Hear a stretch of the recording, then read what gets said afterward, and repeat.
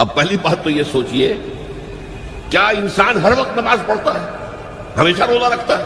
جب اللہ کہہ رہا ہے میں نے تو پیدا ہی کیا میری عبادت کے لیے، کوئی اور کام اگر وہ کر رہا ہے تو وہ میرے مقصد تخلیق کے خلاف کر رہا ہے۔ وما خلقت الجن والانس الا لیعبدون، میں نے تو جنوں اور انسانوں کو صرف اس لیے پیدا کیا کہ میری عبادت کریں۔ تو اصل میں بات کیا ہے، یہ نماز، روزہ، حج اور زکوٰۃ یہ بھی عبادات تو ہیں، اصل عبادت کچھ اور ہے۔ اصل عبادت کیا ہے؟ الحمدللہ وکفا والصلاۃ والسلام علی عبادہ الذین اصطفیٰ، خصوصاً علی افضلہم وخاتم النبیین محمد الامین وعلی آلہ وصحبہ اجمعین، اما بعد فاعوذ باللہ من الشیطان الرجیم، بسم اللہ الرحمن الرحیم، رب اشرح لی صدری ویسر لی امری واحلل عقدۃ من لسانی یفقہوا قولی، اللہم ربنا الہمنا رشدنا واعذنا من شرور انفسنا، اللہم ارنا الحق حقا وارزقنا اتباعہ وارنا الباطل باطلا وارزقنا اجتنابہ، اللہم وفقنا لما تحب وترضى، آمین یا رب العالمین۔ معزز حاضرین اور محترم خواتین، السلام علیکم ورحمۃ اللہ وبرکاتہ۔ آپ کے علم میں ہے کہ میرا آج کی گفتگو کا عنوان ہے کلمہ طیبہ اور اس کے حوالے سے یا اس کی روشنی میں ہمارے دینی فرائض۔ بچپن میں مجھے امید ہے کہ بہت سے لوگ خوش نصیب ایسے ہوں گے اس مجمع میں جن کی تعلیم کا آغاز قاعدہ یسرنا القرآن سے ہوا ہو یا نورانی قاعدے سے ہوا ہو، اور پھر اس کے بعد حضرت مولانا مفتی کفایت اللہ رحمۃ اللہ علیہ کے کتابچے تعلیم الاسلام جو ہے انہیں پڑھائے گئے ہوں۔ ظاہر بات ہے کہ آج کل وہ رواج ختم ہو چکا ہے، آج کا ہمارا دور مادہ پرستی کا ہے۔ ہماری تعلیم میں بھی آپ کو معلوم ہے کہ کنڈر گارڈن جو ہے اس سے بات شروع ہوتی ہے، اور ممی اور پاپا یہ الفاظ جو ہیں وہ بچوں کو سکھائے جاتے ہیں، اللہ اور اس کے رسول کا نام عام طور پر نہیں پڑھایا جا رہا۔ لیکن یاد ہوگا آپ کو کہ اس سلسلے میں سب سے پہلے ایمان مفصل، ایمان مجمل یاد کرائے جاتے تھے، ایمان کیا کیا ہے، پھر 6 کلمے پڑھائے جاتے تھے۔ یہ 6 کلمے یوں سمجھیے کہ اسلام کی تعلیمات کا لب لباب اور خلاصہ۔ ان میں سے پہلے 2 کلمے کیا ہیں جو اہم ترین ہیں؟ کلمہ طیبہ، لا الہ الا اللہ محمد الرسول اللہ صلی اللہ علیہ وسلم، یہ مختصر ترین کلمہ ہے، اسے ہم کلمہ طیبہ کہتے ہیں، اور یہ سمجھیے کہ ہمارے دین کی جڑ اور بنیاد اور اساس۔ دوسرا کلمہ اسی میں لفظ شہادت کا اضافہ ہو کر اشہد ان لا الہ الا اللہ واشہد ان محمد الرسول اللہ صلی اللہ علیہ وسلم۔ یہ کلمہ شہادت جو ہے یہ اسلام میں داخلے کا شاہ درا ہے۔ شاہ درا، در کہتے ہیں دروازے کو، شاہ درا بہت بڑا دروازہ۔ جو لوگ دلی سے واقف ہیں انہیں یاد ہوگا، معلوم ہوگا کہ دلی جو ہے وہ جمنا ندی یا جمنا دریا کے مغرب میں واقع ہے، اور مشرق سے جو بھی آتا ہے یو پی سے، اس کو پہلے ایک قصبے سے گزرنا پڑتا ہے جس کے بعد پل آتا ہے جمنا کا، اور اس قصبے کا نام ہے شاہ درا۔ اسی طرح کا شاہ درا ایک لاہور میں ہے۔ لاہور جو ہے وہ راوی کے جنوب مشرقی کنارے پر ہے، آباد ہے شہر۔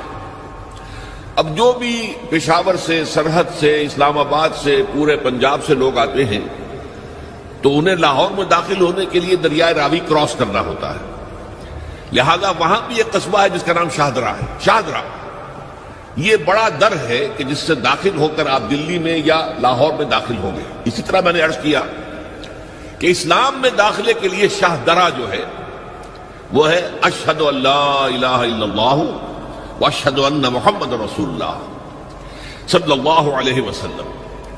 آج میں انہی 2 کے حوالے سے آپ کے سامنے کچھ باتیں رکھ رہا ہوں۔ باتیں بالکل بنیادی ہیں اور میں سمجھتا ہوں کہ آپ کے ذہنوں کے اندر موجود ہیں، صرف یہ ہے کہ آپ نے شاید زیادہ کبھی شعوری طور پر توجہ نہ دی ہو اور ان کے بارے میں کہیں گہرا غور و فکر نہ کیا ہو۔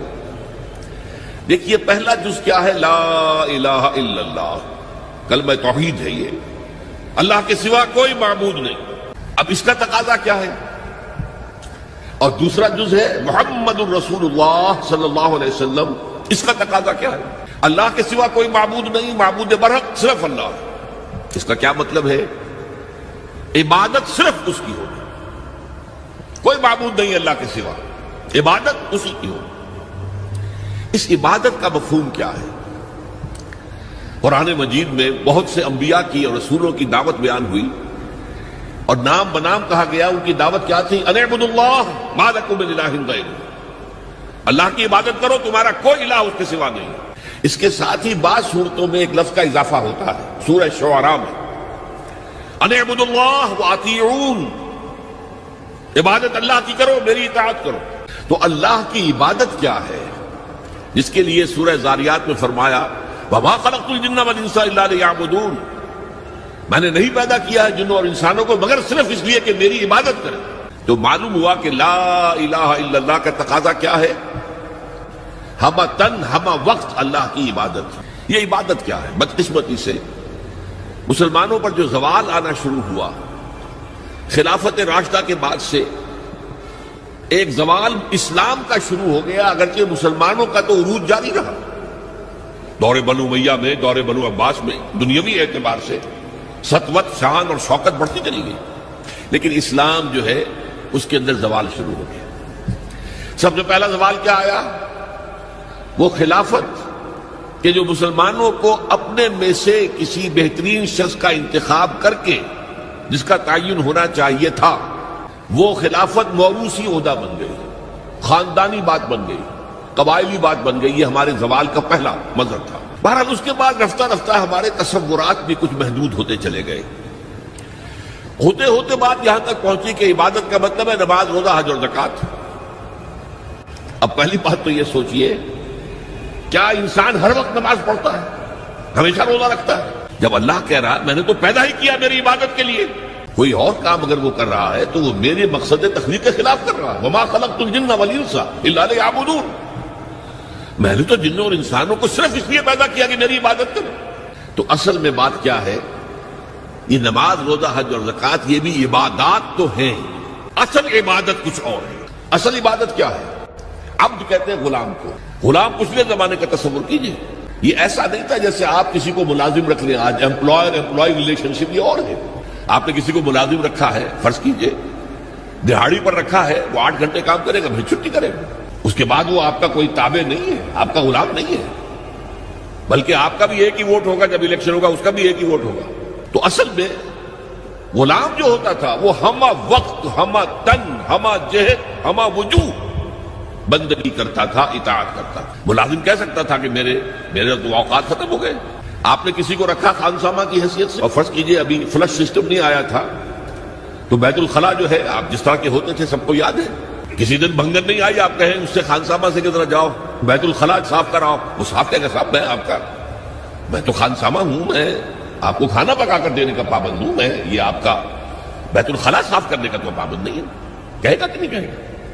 لیکن غلام نہیں کہہ سکتا. غلام تو ملکیت ہے، وہ 24 گھنٹے کا مطیع ہے، جو کام کہا جائے کرنے پر مجبور ہے، انکار نہیں کر سکتا. اور آپ کو معلوم ہو ایک اور بات ہونی چاہیے کہ غلام تو خود مملوک ہوتا ہے، اس کی ملکیت کوئی نہیں ہوتی.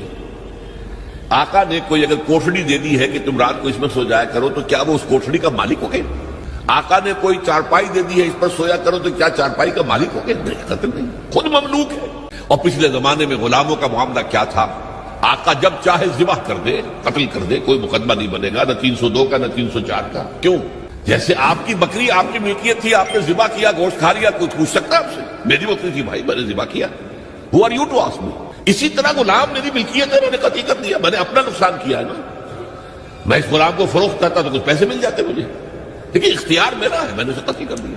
اس معنی میں اللہ کا غلام بن جانا، اللہ کا بندہ بن جانا. یہ بندہ جو ہے یہ فارسی کا لفظ ہے، عبد عربی کا لفظ. عبد سے عبادت بنا.